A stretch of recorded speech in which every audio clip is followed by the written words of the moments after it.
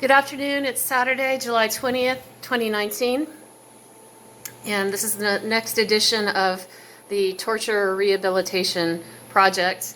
And the topic today is going to be denial. And case in point, I began this talk where I usually am in the bathroom, because the only way I can figure out how to do this on my phone is to be in front of a mirror. And they're so threatened and intimidated by me that they actually started gassing me in the bathroom with something that caused rapid heartbeat, extreme jitters, and disorientation. And so I actually have moved this mirror. I've opened all the windows in the apartment and put on all the fans, and I actually got this mirror out of the bedroom and set it by an open window with a fan behind me so I can actually give a coherent talk. Okay, so regarding being in denial, in a state of denial, I speak of the psychiatric evolution of the term from the original meaning of denial, which of course comes from the root word to deny. And so being in a state of denial, it's a coping mechanism. And we develop these coping mechanisms from our earliest ages. Some of them are positive, some are negative, but coping mechanisms basically have to do with attempting to create barriers or constructs that help us deal with challenges, difficulties, and transitions as we go through life. So, having to do with specifically men and coping mechanisms. When we're young, Robert Bly, who's a great philosopher and poet, talks about how when we're children, we're not in control of our lives. We're dependent on these very large, much more powerful people, our parents.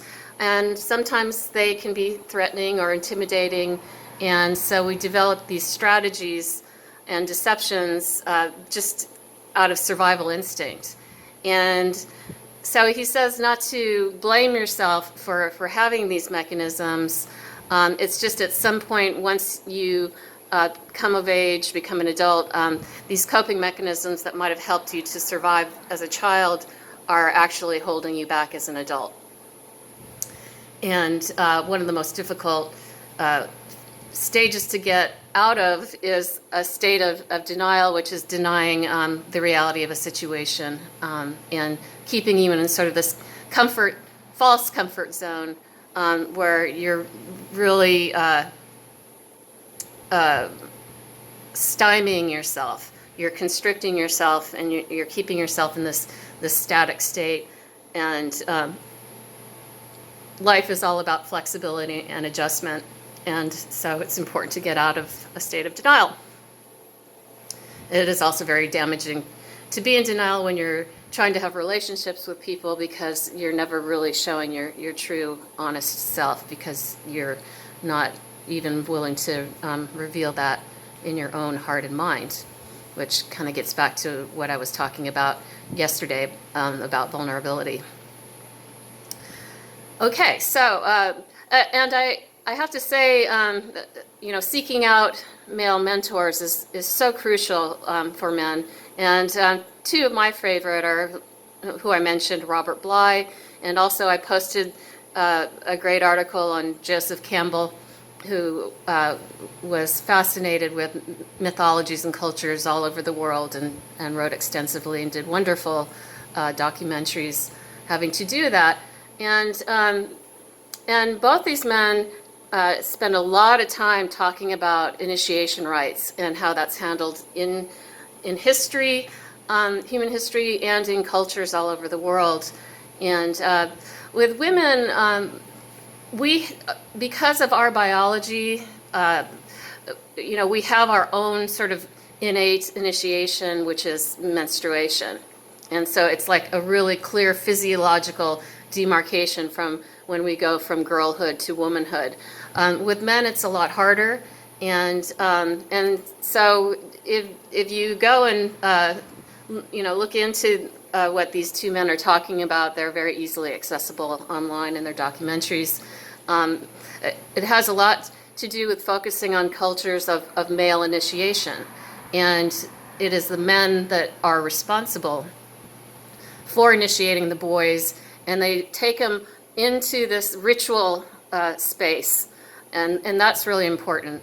And the rituals are performed by the older men who have gone through the rituals themselves at an earlier phase and have gone into manhood, and then there's the customs of the village and the culture that are very specific on how these boys are challenged, and it varies, but usually it's a very difficult trial, and there's a sense of once the trial is completed and the boy is initiated, the boy feels inherently in an embodied way that there's just no going back to childhood, and he is now in the world of men.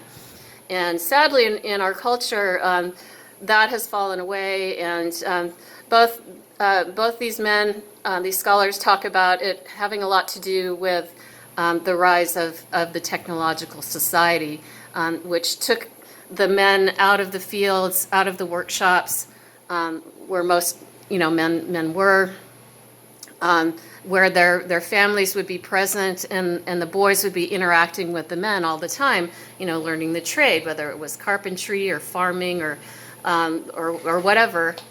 And so the men went off to work in the factories, or now in the tech centers, and it's left mostly to the mothers to raise the boys, and they do the best they can. But Bly actually talks about there's an actual physiological thing that happens in the brain and systems of boys when they're being taught by men. It's like they're missing a vital vitamin or nutrient when mature men are absent. And Bly even talks about even a mean man can be sweet when he's teaching his son or a male child something. And there's just a sweetness there. And so if the young men never get this initiation, it's like they have an emotional handicap their whole lives. And getting back to these guys torturing me with their electrochemical weapons, these young men in the rooms underground underneath my apartment, shooting that can shoot up right through the floor with these military state weapons. They talk about it. This technology was developed in the Army. I've actually overheard them saying that. And so getting back to these youths, as I'll call them, in an earlier rehabilitation report, I described them not as being evil. I described the men who trained them to do this as being evil. And what I suspect of the men who trained them is that they were probably uninitiated males as well, or they wouldn't provide these tools of deconstruction and restriction to these youths. And so just to kind of draw a comparison, Campbell talks about, and Bly, I believe, both talk about this culture where it's a indigenous, I think it might be South American or African village where when the boys are ready to be initiated, they're in a communal hut with their mothers, and there's a like they're on the other side of a river, and there's a bridge, and the men in full warrior regalia come over the bridge with their spears, and it's all a big drama show for the kids, and they're pulling the boys over the bridge to bring them to their initiation ritual, and the women are there with their shields and spears, and they're engaged in mock battle, and they're like, no, you can't take my son, and and all this, and then the boys get taken, and and into their initiation, and then the women go back to the hut. And I remember Bly saying this, and they all like sit around and laugh and go, "How'd I do?" And so here's the problem, bringing it back to the youths torturing me below boards. Not only are the men who train them to do this and the other boys who train them to do this not putting them through any sort of training, like a martial art or some sort of training that makes them connect with their soul maleness and their heart-centered maleness, their protector male. They give them these weapons that are almost just the opposite. It's almost like these men are saying, here's the uninitiated boys, fearful to go out into the world and leave the mother and leave the parent and the protection of the nursery. And so rather than these men dragging them out into the world and challenging them, in some very disciplined, very difficult way for the boys, so that they realize that, wow, I endured this, I survived this, there's no going back to the nursery for me, I have what it takes to be a man. Instead, what they're doing is they're saying, here's your Tinker toys, and here's your teddy bear, go back to the nursery, play in your little imaginary world where you never get personally challenged because you don't have what it takes to be a man. And so here they are, they're shooting at me, they never get hurt at all. They're comfortably, in their little hidey hole with no accountability, no responsibility whatsoever, and doing whatever they want with these weapons, which a lot of the time is to cause their victim, mainly me, to be sexually violated and embarrassed and humiliated in the most evil, mean, vicious ways. And so this is my take on it from the psychological perspective. Is on one level, the boys want to believe that their mom wants them with them, and loves them so much that she never wants to let them go, and that's why that's such a lovely performance with that village initiation, is that the women get to play that part, so that the boy always feels like, oh, she always really wanted me. So there's a little bit, I had taken to calling out to these guys, it's time to let go of the umbilical cord and time to let go of the apron strings, because, it is like such a specific simile to it's just like that, because they've got these strings of electromagnetic energy and they're fastening them onto me nonstop, day and night. So, from a Freudian standpoint, it's just so, clearly a symbol of them. There have not been going through a ritual to disconnect them from the mother. And so I also suspect what is happening is, I think deep down, youths realize that that life is about evolution and expansion and development, and they want to, on some level, to join the world of men, and so being stuck down in this sort of suspended animation nursery with their apron strings, still being pulled around by the mother, at some point a deep resentment, I think, starts welling up, and they start blaming the older female for their lack of initiation and their fears and their pain.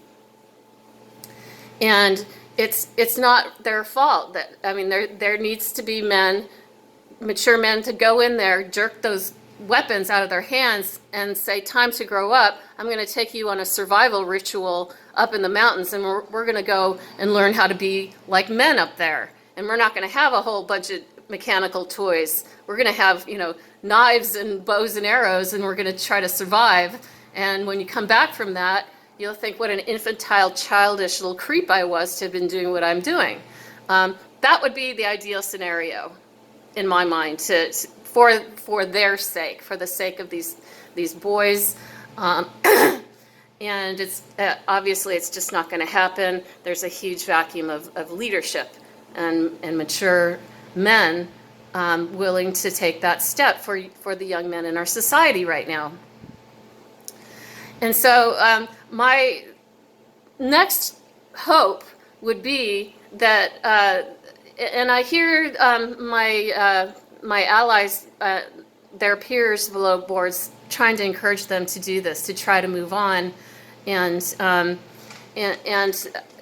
they need to go and find some sort of ritual that they really are challenging themselves, mind, body, and soul.